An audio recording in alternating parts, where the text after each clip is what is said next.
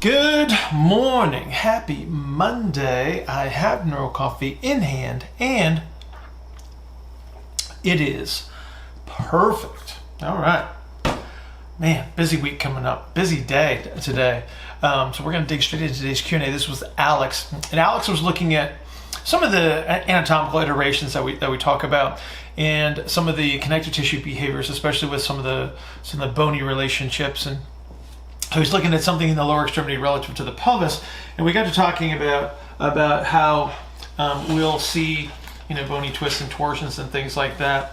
And we got to the pelvis, and we talked about a representation of how the sacrum is going to behave, especially in the sort of like an early propulsive representation, where you've got some distal tibial IR relative to the proximal tibial ER. We're going to see a similar representation in the pelvis. This is going to be our typical early representation. Now, plastic model doesn't bend like a real pelvis.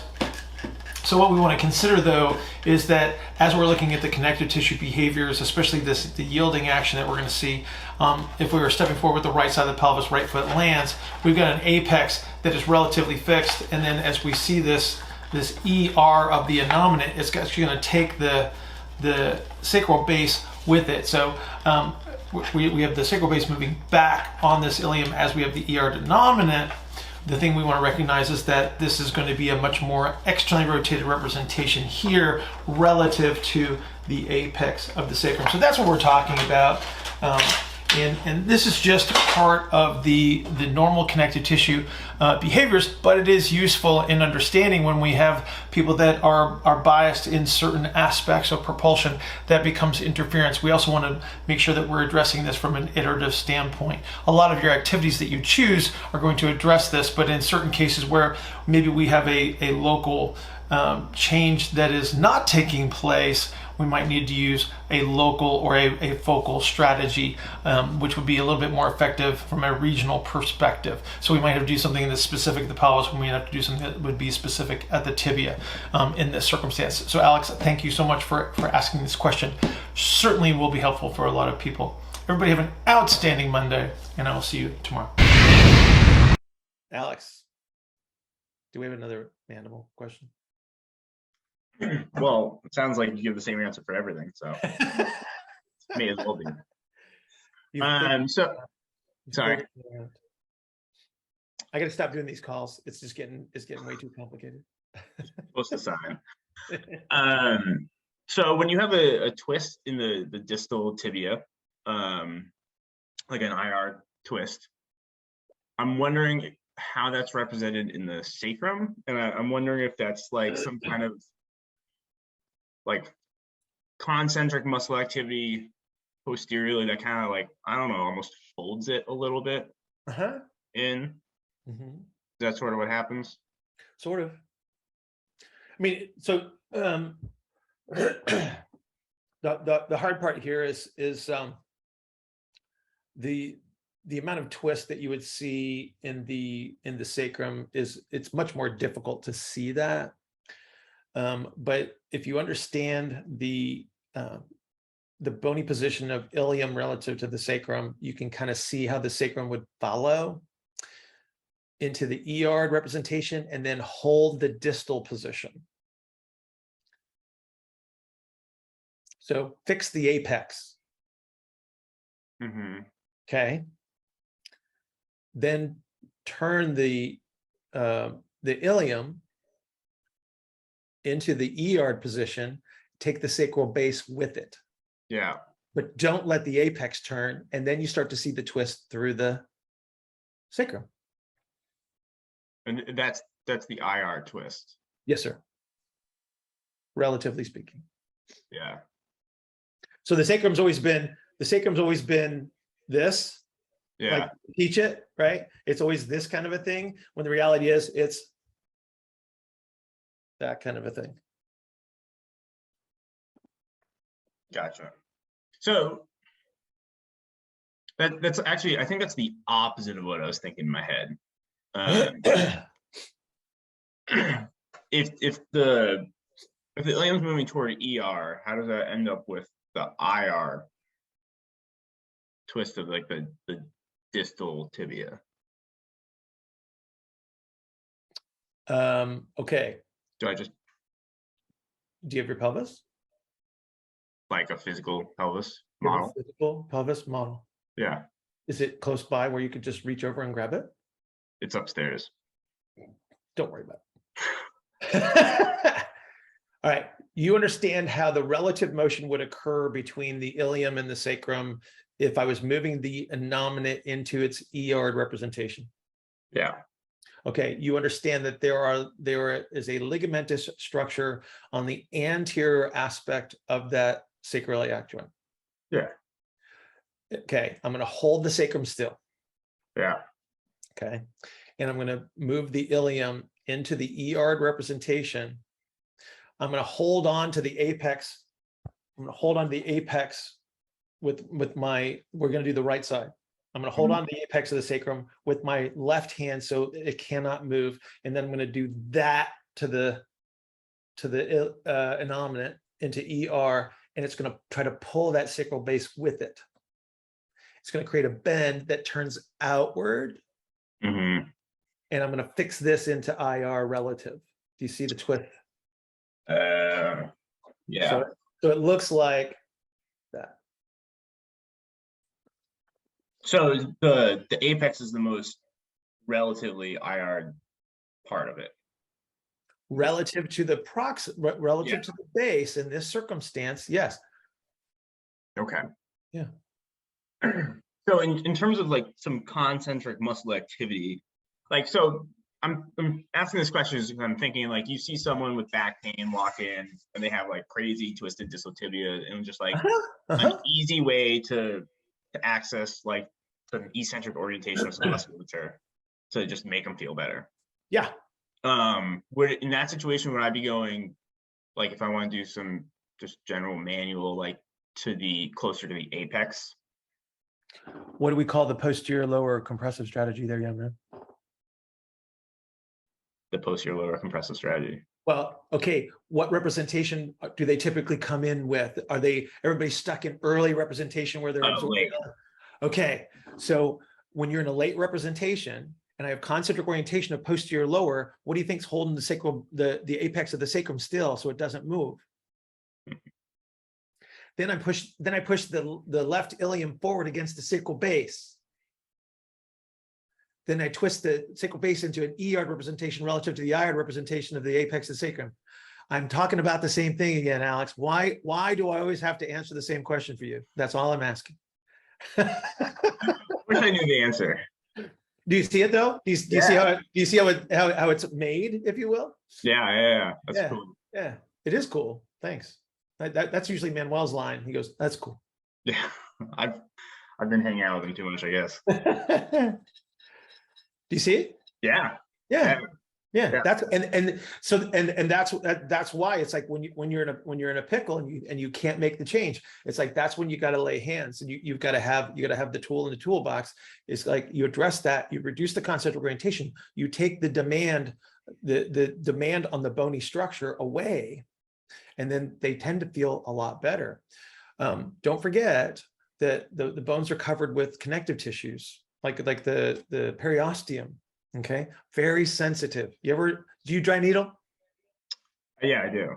Okay, did you ever go too deep on somebody's glute med? Not specifically. I haven't done it a ton. Okay, you need the really big needles for that one. No, you poke them in the ilium, and their vertical jump increases by 12.5 inches. Yeah, it's really sensitive. Yeah, so if you can take pressure off of the skeleton, they tend to feel a whole lot better. Good morning. Happy Tuesday. I have Neuro Coffee in hand, and it is perfect. All right. Man, this is a busy week. We're taking some days off here at the end of the week to extend the long holiday weekend here in the U.S. So many things to get done. So we're going to dig straight into today's Q&A. This is with Vic. Vic asked a very good question, actually a very simple question to a certain degree, basically wanting to look at the representation of a late propulsive elbow. what we have to understand is that every segment of the body is going to go through the propulsive phases. It's going to have a certain type of behavior in a certain sequence. And if we can understand that, then we can do our assessment and determine where these people are in space relative to the foundational archetypes. So the foundational archetypes are representative of starting conditions. We measure people at their point B, so to speak, and then we're going to close the gap between point B and point A to restore full relative motions. And so again, it behooves us to kind of understand where each segment is during these phases of propulsion. When we talk about the elbow, those folks that are representing the late propulsive elbow strategy will typically have lateral elbow pain if that is their complaint of choice, as it were.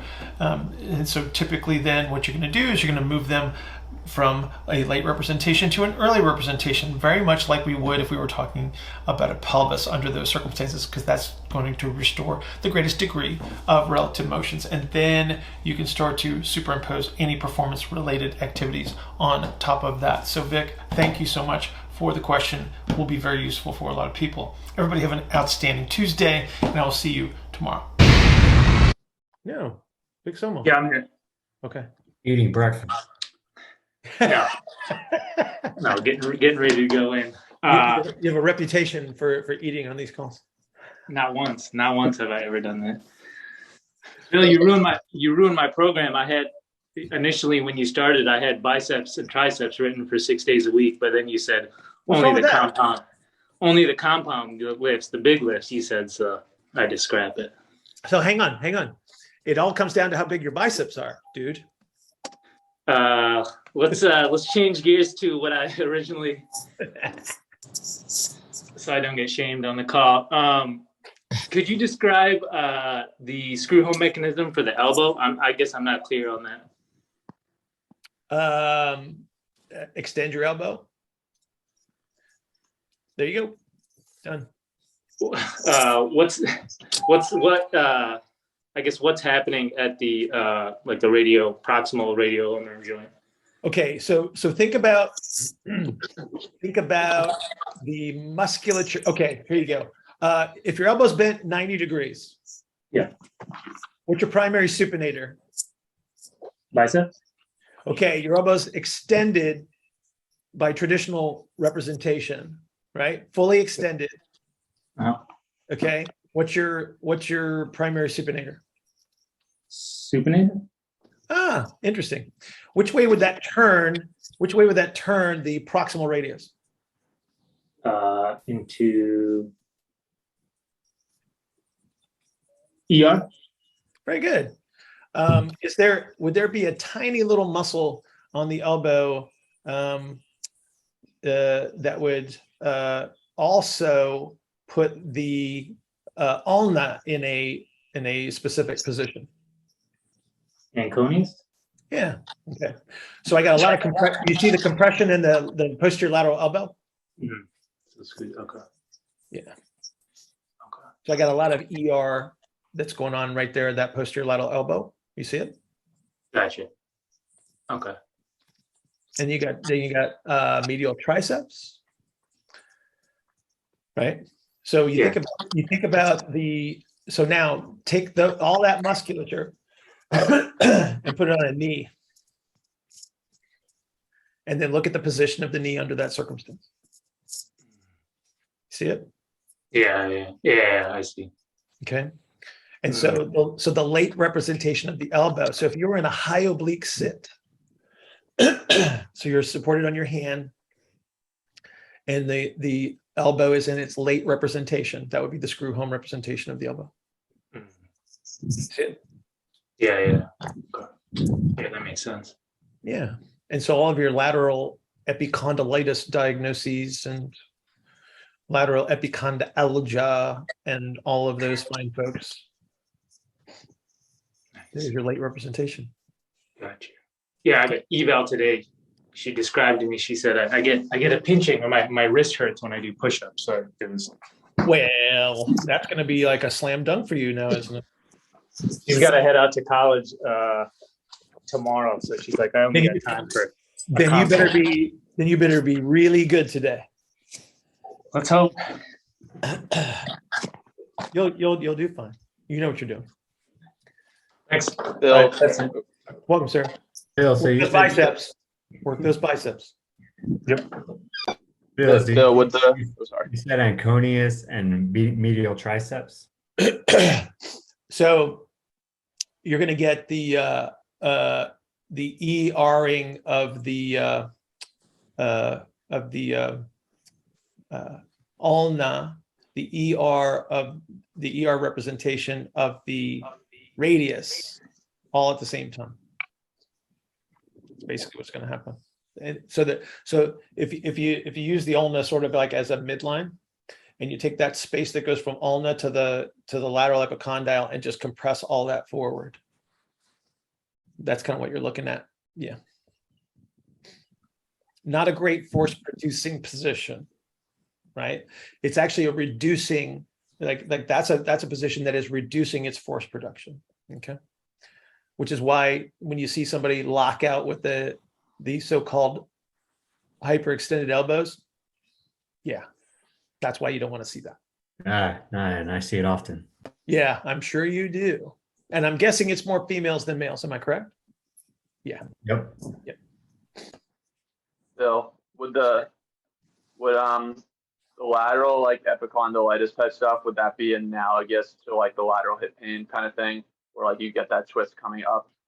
No, Like I'm almost picturing like it would be like a medial knee pain. the lateral at the elbow would be like medial knee pain. Yes. I don't see Your that. legs are on backwards. Oh. Light bulb. All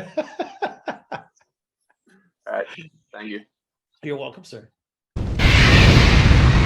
Good morning. Happy Wednesday. I have Neuro Coffee in hand and it is perfect. All right. Today's Wednesday. Normally, I would be announcing the Coffee and Coaches Conference call for tomorrow morning. However, we're taking a few days off, and so no coffee call this week. We will resume next week as usual. Appreciate y'all. Everybody enjoy sleeping in tomorrow, or just sit back and relax with your coffee instead of digging into the normal Q&A. Which reminds me, digging into today's Q&A. This is with Manuel.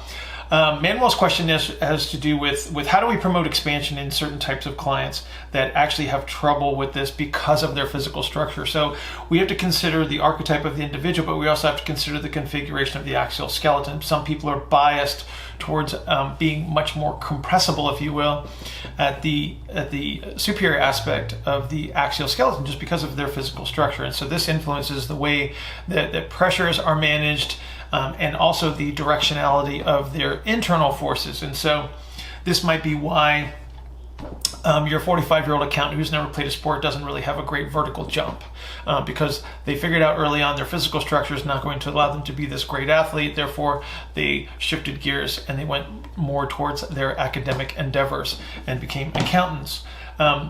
We have to consider this when we're working with athletes as well. There are certainly strategies that allow us to overcome some of these biases, but it behooves us to understand how these pressures are managed, especially when we're trying to select activities to restore relative motion. So this is a really good question for a lot of people. Thank you, Manuel. Everybody have an outstanding Wednesday. We'll be coming back after the Labor Day holiday. We'll throw some stuff up probably while we're gone, but generally speaking, I will see you guys on Tuesday next week. Go ahead, Manuel. Okay. So I had a quick question about how to get some expansion with a pylon person, with a pyloning athlete. I'm with you. Especially now that we've been, so, especially with the athlete that we were talking about earlier who was pyloning. Given that they have such a compressive strategy that's pushing them down. Yes, sir. How would I start, or at least what should I consider for a pylon that,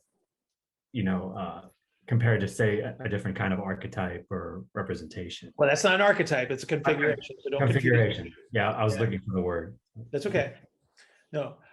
So think about the conical shape of the rib. Yeah. Okay. So I've got a conical shape of the rib cage that's going to be an influence there. So that means that the amount of pressure that you have at the top is you have the downward bias. And so if you were, let's just say that you could flip somebody perfectly upside down, that would be like the ultimate solution, right? Because we'd be able to take advantage of gravity and promote the fill, if you will, from the top down, understanding that the top is now the bottom. That would be the ideal situation. Very difficult to pull off in most training environments. Not impossible, but certainly difficult. So then the next best thing would be to have some form of supported inversion where I would have pelvis higher than shoulders. The only problem you run into that is that if I'm supporting through the upper extremity, then I have to make sure that I have the upper extremities in a position that they have access to via ER space, superimposition of IR. And so this tends to be some of the prone activities that do work, okay? But let me offer you this. Take that person, take a pylon, take an orange construction cone. You know what I'm talking about? Like the pylons that are out on the street. Knock it over, okay? So that's laying on its side. Is the top of the cone lower than the bottom of the cone by the angle? Yes. So right away, if I don't have any other solutions that will give me like a true inversion with A to P, I could at least lay you on your side and tip the cone over to promote the expansion superiorly relative to the inferior aspect. Do you see it? Mm-hmm. So there's an advantage there. Like that would be that's the sort of regressed solution, if you will, for somebody that can't do like some form of supported inverted activity. Mm-hmm. So literally the shape of their body gives us an advantage by just flopping them down on their side. Now you got to concern yourself with head position and things like that. You don't want a head that's hanging off of a thorax or something like that. So you might have to support that to some degree, but you can just use your sideline. Like anytime that you need to get the superior aspect expanded. So, if you've got an upper DR concern or you've got a manubrial concern as far as that expansion is concerned, sideline gives you that advantage, right? In every case, because I'm still reorienting gravity, and that's what allows that space to expand. So I don't have to do anything funky with arms or neck or anything like that. I just literally need to tip you over, and I've created a mechanical advantage for expansion. Right. Yeah. It's just, I noticed that compared to just say like a narrow, like a more of a funnel kind of type, with the pylons, the head position is more important because they tend to get really shruggy or just, they really want to push down even when you're inverting or in sideline compared to the narrow. Yeah. But the fact that you can identify that, you're way ahead of the game. Good morning. Happy Wednesday. I have Neuro Coffee in hand and it is perfect. All right. Well, we are back after a few days off. Very restful. Saw some great friends, great people, had a great time. So we are back in action, back on schedule. Housekeeping items. Today is Wednesday. That means tomorrow's Thursday. That means tomorrow 6 a.m. We are back on the Coffee and Coaches conference call. Please join us. Grab some coffee. Great Q&A. Great people. I think this is call like 118 or something like that coming up on Thursday. So again, please join us. Quick reminder for those of you that are members of iFast University, we have a makeup call on Saturday, 10 a.m. Eastern Standard Time. If you're not a member of iFast University, please go to ifastuniversity.com, get yourself signed up, and join us for that call on Saturday. Digging into today's Q&A, this is with Nikki, and Nikki was moving and was digging through some old books, and she came across a book called the Men's Health Big Book of Exercises that I contributed to many years ago. I believe it was 10, 12 years ago.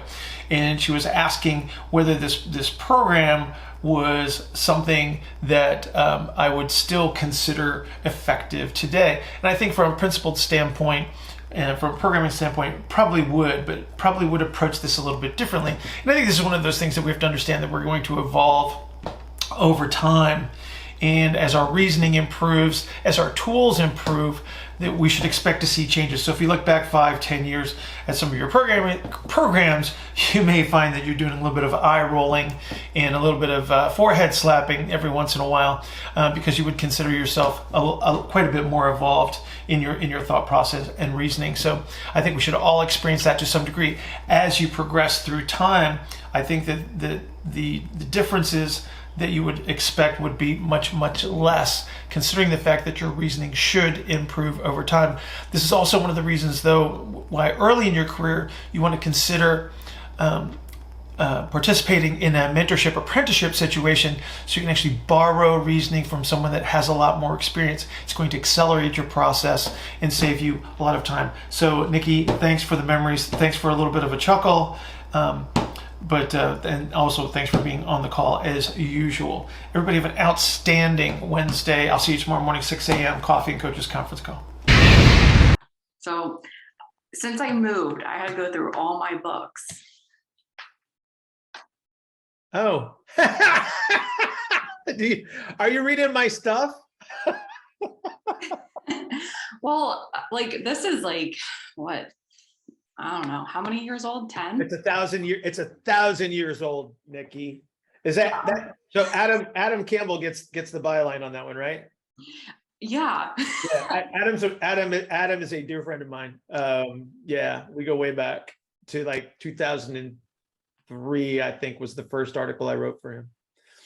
Yeah, it's aging me too, because I've had this for a long time. Yeah, that's an oldie. So, with it being so long ago, what are your thoughts on your program that you wrote in here? I don't know. I don't even remember what Nikki. So let me offer you this. So this is how programming works over time.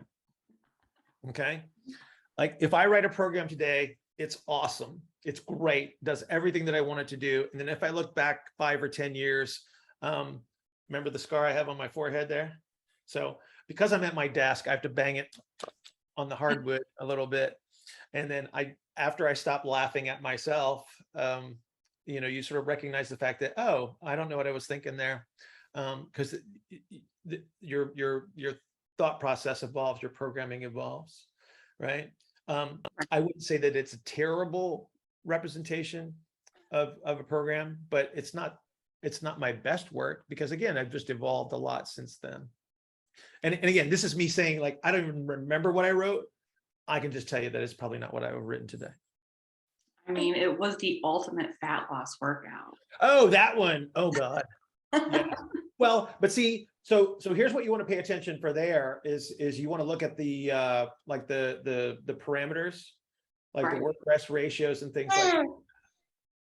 Right.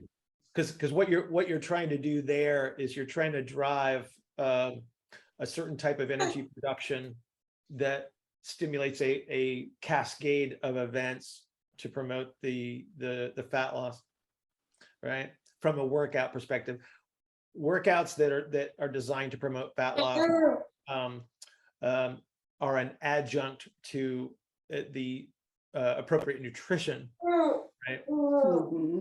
They are not the solution, so you got to be careful with that. But you can influence certain aspects to a small degree. But anyway, yeah. But thanks for the chuckle. I appreciate that. I thought you might like it. I looked at it too. And I was like, this has been in my arsenal for about a good decade. I tell you what, if you're an Instagram influencer, it's a good book to have, because there's like a gajillion exercises in it. And then you can just like, oh, I need a new exercise to do today. Even though you've never done it before. I'll do this exercise. People will love it. I'll have no reason whatsoever, but I'll do that. Great for that. I do use some of that for my clients, so it helps. It does. It does. Because clients need a little bit of variety, right? Right. It helps for sure. But thanks for the memories. You're welcome. Sorry, Lewis is cranky.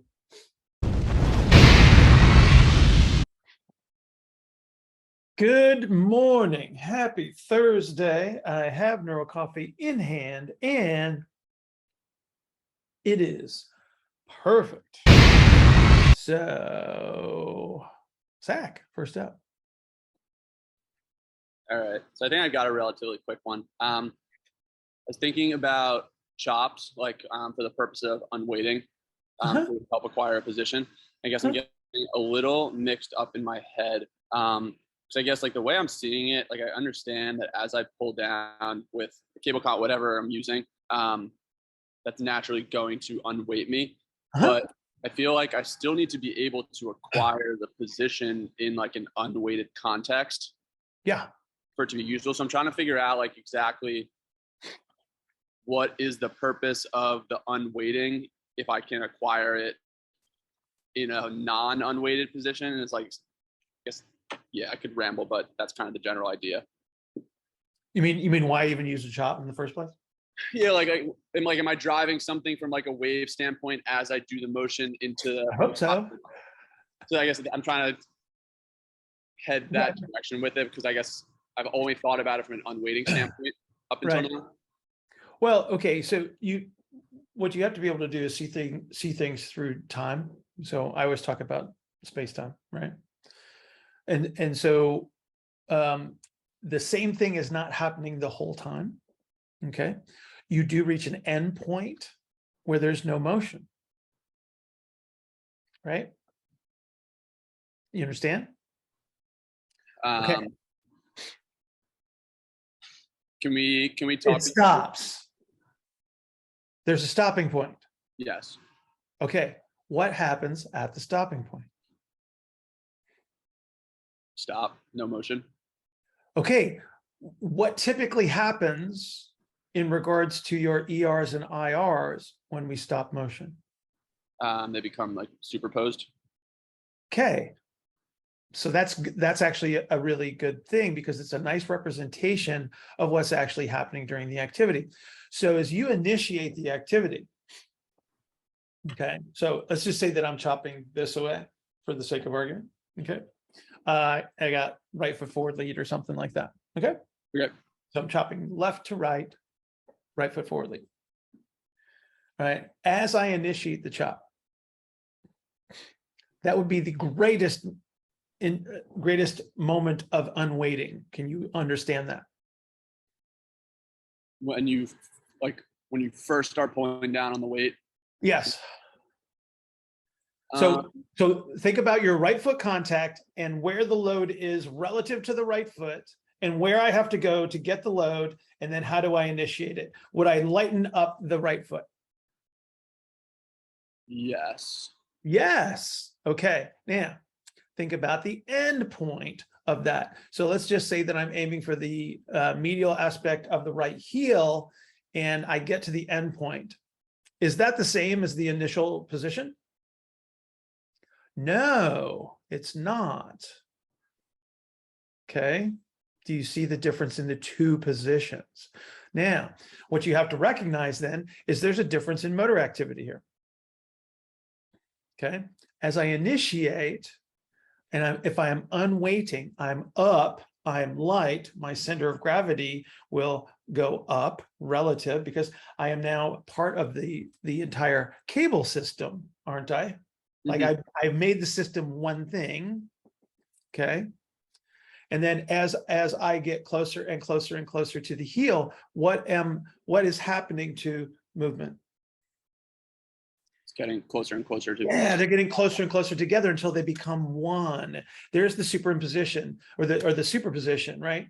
So I have an ER representation to initiate the movement, but because I'm actually producing more force as I'm pulling, I am pulling it into a position where I'm going to superpose, and then movement's going to stop. So the production of the increasing amount of force that you're producing as you come from left to right that is a product. Okay, it's not a product of the like amount of weight itself because the load is fixed, but it's where your center of mass has to go, because like if it's a right foot forward to get to, if it's offset, I have to move my body left, and then I'm bringing it over the right side. All right. Okay. I hope I'm not going to create some confusion here. Okay. Only one way to find out. But I'm going to try. So get to the end point. Okay. If you could go past that end point, okay, and you can't. It's like we're inside the base of support, so it's going to hit an end, hopefully. Okay. But if you tried to go past that end point, what would have to happen for you to either go farther in one direction or the other? Now, is it just creating like an ER orientation? Yeah. So, and Manuel did it with his hands. You could see it. It's going to be either an ER or an IR orientation at that point, because I have superposed the ERs and the IRs at that point in time. Okay. Now, it doesn't just happen with the chop, Zach. Everything. Exactly. And so this is how you, so as you're moving through these excursions, you're moving through the expanded and the compressed and the expanded and the compressed and the expanded and the compressed. And so what you're doing is you're learning how to create and maintain a gradient depending on the context of the position, the movement, and the force relative to where you are in space. So the goal of the setup, so like, I guess I hadn't really thought about that activity as having like a complete. Have you ever heard me say that the setup is as important as the execution of the exercise? Yes, of course you have, right? So if we were talking about a cross connect, we're going to have the same conversation. Right? Yep. Okay. So yeah, like I guess like with like a lot of these like activities where like the restoration of relative motion, the goal, I hadn't really thought about it still having a component where like ER and IR are coming together. So I guess like would an accurate statement be that like the goal of the setup is to put them in a position where like their bodies can manage that entire spectrum, but then like it's still advantageous because that cycle back and forth is what's going to give you the restoration, as long as you're within like a space that they can handle that. I think what you said is accurate. Can I simplify that? Definitely, please do. Okay. For movement to occur, there has to be a gradient. The setup establishes the space. The movement is going to compress that space until everything is superposed. That was a better way of saying it.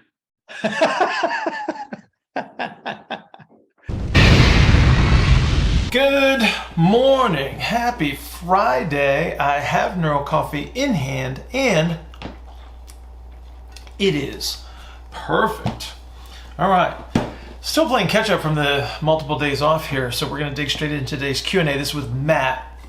Matt had a question about one of the mobilizations that we do to produce a middle propulsive lower extremity. So this would be a banded representation of an exercise right here that we would utilize to produce a middle propulsion straight into the ground. So this is not terminal knee extension, as many people are calling it, which is actually wrong. If you were using terminal extension, that would be the exact wrong thing to try to do, because terminal knee extension is a force reduced position, not a force producing position, just FYI. So Matt was utilizing this with a number of clients, which you can certainly do, but he was looking for situations where this activity might be contraindicated. The situation that we would probably not want to use this in was when we have too much top-down external rotation orientation, because once again, we're teaching people to produce force in a force-reduced position. So external rotation is where we would demonstrate movement and velocity, whereas internal rotation is where we produce higher levels of force and reduced movement. And so this activity ends in a situation where we have very little, if any, relative motion, because it's a high force producing position. So thank you, Matt, for this question. Probably going to guide a lot of people in the right direction in regards to this activity as it gains in popularity and people are reproducing this in multiple videos with bad information. So again, thank you, Matt. Everybody have an outstanding Friday. Podcast will be up on Sunday as usual. Everybody have an outstanding weekend. I'll see you next week.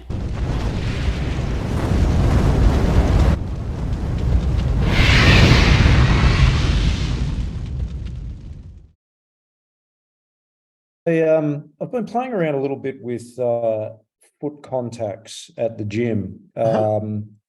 Generally, just to put it into perspective, I think we deal primarily with sort of groups of people coming in, so it's not so much one-on-one. So what I'm looking for is some, and I know it's N equals 1, but I'm looking for some tools that might be applicable to a large portion of our clientele that we can use as a safe to fail measure that will bring them closer to a better representation of what we are looking for. And so starting with the feet, I was looking at that drill that I saw happening at IFAST there in respect to the knee health drill. So we had the banded representation of the externally rotated distal femur. Middle P, the middle P knee thing? Yeah, the middle P thing. So I was looking at that and then noticing that I thought I couldn't think of a contraindication for when,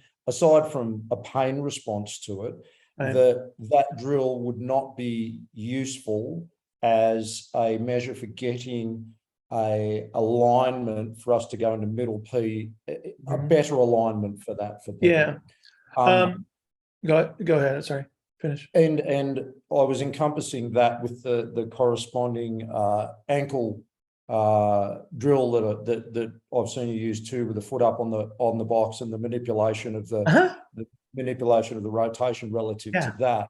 Yeah. And so in combination with acquiring a foot which is, put it this way, closer to a middle representation of a foot. So those who are collapsed arches, manual manipulation of the position, and quite often, surprisingly to me, that they can actually, for the duration of that drill, a lot of people that would normally wear orthotics and have flat arches pronated feet can actually hold that position quite well. Yeah, isn't that cool? Yeah. So we've been playing with that, and I was just trying to think through my head as to whether there was any contraindications for that, and whether aside from a pain response, whether that would not be applicable for almost everybody in the sense that it brings them closer to what we're looking for. Well, okay. So what?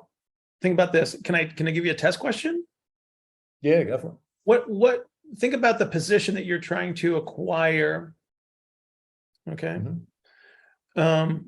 In what is the end position? So they pushed into the ground, right? Yes. And then think about what you're trying to achieve here in regards to your ER and IR representations. Okay. Yep. So we can go back to Zach's question, actually. It'll help us conceptually, right? Because we're moving into a position where motion's going to stop, right? But how are we getting there? See, that's going to be the question. Okay. So if we're going into a position where movement's going to end, very specifically in this case, because we're sort of constraining the system rather aggressively with some bands and the position, where are we trying to end up? We're trying to end up in an IR representation, so we can put power into the ground. There you go. Okay, you can stop right there.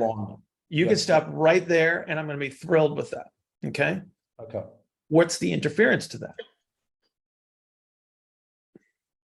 Well, the interference to that is going to be, first of all, their limitations in either connective tissue stiffness or orientation further up the chain. That's going to simplify it. Talk ERs and IRs. Okay. what, each way up the segment are you talking about, or just a general? You don't even, I think you can speak, I think you can just take the, step back and take the, I guess it would be for you a 10-meter view, right? So you're going to stand way back and you're going to look at them, right? What would be the interference? So I'm trying to get to a position where movement's going to stop. So this becomes the superposition of ERs and IRs. This is force as aggressively into the ground that I can produce, right before the max P, right? Where I'm going to release some energy, okay? So I got to get the down force in this scenario, okay? What interferes with that capacity?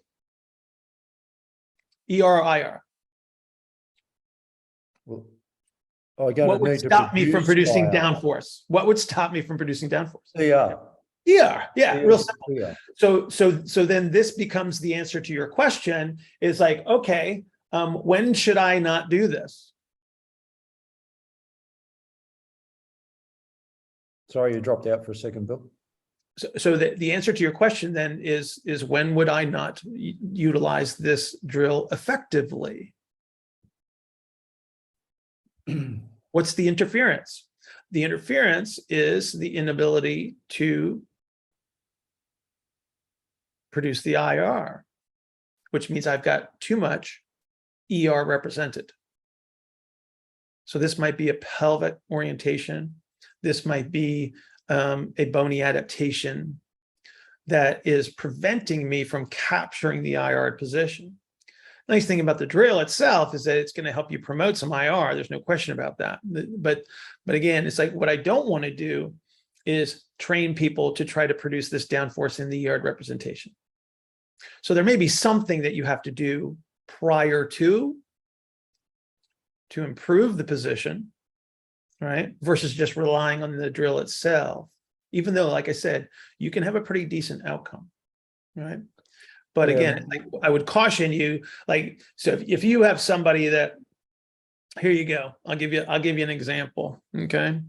Wide ISA individual, 60 degrees of right hip ER, 20 degrees of left hip ER, okay? And you're gonna try to do this drill on the right side. This person probably doesn't have access to internal rotation on the right side without an orientation. Probably not the best choice yet, okay? Do you see why? Because they really wouldn't be able to bring their center of gravity towards the center, right? It'll be too far to the outside edge of the base of support, okay? So you might need to do something ahead of that to bring them back towards, so they can capture like the medial foot contacts without a compensatory strategy. So would there be any benefit in, I appreciate when we've got people that obviously have other things going on that are going to make them compensate to get into these positions. Mm-hmm. Is there any localized benefit, tissue benefit to allowing, so if we can get the relative bones to move into the position the way that we're hoping to, we're going to get some tissue yielding and at least have the capacity to move into those positions at a localized level, mm-hmm. and then approach the more global aspect of it could be, for instance, using a supine cross connect or whatever the other activity is that we're trying to get the hip IR using. So what I'm asking is, I guess, is there still going to be a down, like if we use that as the only source of an intervention, yes, that wouldn't be a good idea. But if we use that in conjunction with the other things, is there's still there's no, I'm still trying to configure I'm still trying to get in my head where there might be a downside to that. I understand using it in isolation, but using it in conjunction. Well, once again, I would say that from a coordinative standpoint, if you're trying to teach people to produce force with compensatory positioning, right? So if I have a compensatory ER and I'm trying to get a down force, and I can't capture so think about this, Matt. It's like when we talk about the direction that you're applying this, it's like this is going to be a top-down kind of a thing, right? Like I have to drive the IR from the pelvis downward. Yeah. If I don't have the pelvic position to drive downward yet, I'm going to try to teach somebody to produce force in ER. Does that increase the risk during the activity itself? Maybe not. Does that increase the risk during some other activity where they then try to use that strategy to produce force? Yes. Yeah. That becomes my concern, right? I don't think you're going to destroy anybody during the exercise. It's Gotcha. fairly benign, right? I mean, you could still hurt somebody. I mean, there's no question about that. But again, when you think about it, it's like, oh, they're gonna learn a strategy through this activity that they may try to use elsewhere, right? Yeah. Which is what I don't want them to do. And so again, this is why the access to the force producing position through relative motion becomes so important. So again, we're going back to Zach's question. It's such a perfect setup for this. It's like I got to have the relative motions available to me because the position that I'm ending in is no relative motion. Like the body becomes one big piece, right? Jamming force into the ground. It's like, okay, I better make sure that my structure is organized effectively to produce force. Okay. Makes sense? That's good. Yeah, for sure. That's good. Yeah. Okay. Good question.